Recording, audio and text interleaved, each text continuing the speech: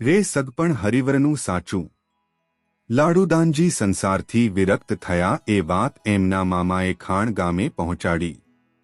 લાડુદાનજીના માતા પિતાને હૈયામાં ભારે આઘાત લાગ્યો। તેઓ ખાણથી સ્વામીને મનાવવા ગઢપુર આવ્યા। સાથે સ્વામીનું જેમની સાથે વાગદાન થયેલું એ મોજબાઈ અને એમની બહેનપણી ખીમબાઈ પણ આવ્યા। સગા સંબંધીઓએ સ્વામીને સંસારમાં પાછા ફરવા માટે અતિ આગ્રહ કર્યો, પણ સ્વામી સહેજ પણ પીગળ્યા નહીં। સ્વામીએ સર્વને સ્પષ્ટ જણાવી દીધું, રે સગપણ હરિવરનું સાચું, બીજું સર્વે ક્ષણભંગુર કાચું।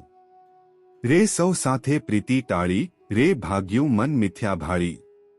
છે વરવા જેવા એક વનમાળી, રે સગપણ।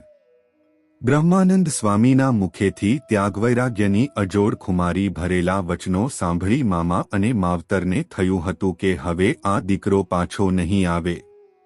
સ્વામીના માં લાલુબા ચોધાર આંસુડે રડતા રડતા બોલ્યા, મહારાજ, આવા નમેરા ન થા। મારા લાડુને લાડ કોણ લડાવશે? મારા લાડુની માં હવે કોણ થાશે? જનેતાના વેણે સભાજનોના હૈયા ભરાઈ આવ્યા। ભગવાન શ્રી સ્વામિનારાયણ ઊભા થયા, લાલુબાને ધીરજ આપી।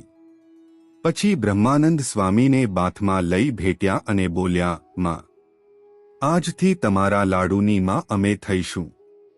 તમારા લાડુને લાડ અમે લડાવશું। તમારા લાડુને અમે કોઈ જાતની ખોટ આવવા નહીં દઈએ। માં, લાડુદાન ઘેરે રહેશે તો એક પરિવારનું કલ્યાણ થશે, અમારી પાસે રહેશે તો અનેક જીવોના કલ્યાણ કરશે। માં, ચારણકુળનો ઇતિહાસ તો બલિદાનોથી ભરેલો છે। અનંત જીવોના કલ્યાણ માટે આ લાડુદાન અમને સોંપી દ્યો।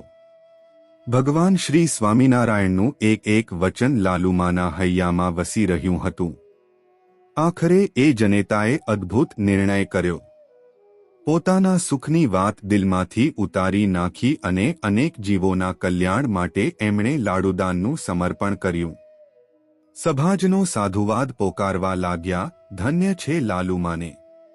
માતા પિતા, સગાન સંબંધીઓ થોડા દિવસ ગઢપુર રહ્યા પછી નિરાશ હૈયે પાછા ગયા, પરંતુ નવાઈની વાત એ હતી કે સ્વામીના ત્યાગવૈરાગ્યના વચનો સાંભળીને ખીમબાઈ અને મોજબાઈના અંતર ભેદાઈ ગયા હતા અને બંને બહેનોએ આજીવન સંસાર હરામ કર્યો હતો। એમણે ઘરે રહીને આજીવન બ્રહ્મચારી રહી સાંખ્યયોગ પાળ્યો હતો। જય શ્રી સ્વામિનારાયણ।